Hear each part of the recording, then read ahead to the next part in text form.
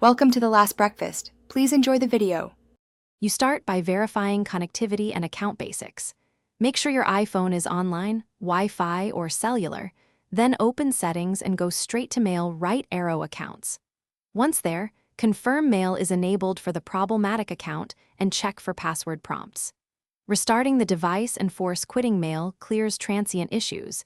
If you see an authentication error, that points to credentials. Do this now so you can move to deeper checks without wasting time on fluff.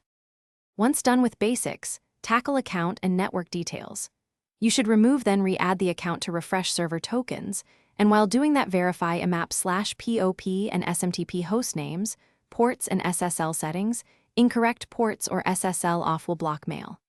Make sure iOS is up to date, because system fixes affect Mail. If connections remain flaky, reset network settings to clear corrupted Wi-Fi or VPN profiles. These steps fix most middle-stage configuration problems. For final resolution, back up your data and try a full restart or, only if necessary, a factory reset to rule out persistent software corruption. Make sure to contact the email provider to check for server issues or account locks and ask for updated app-specific passwords if used.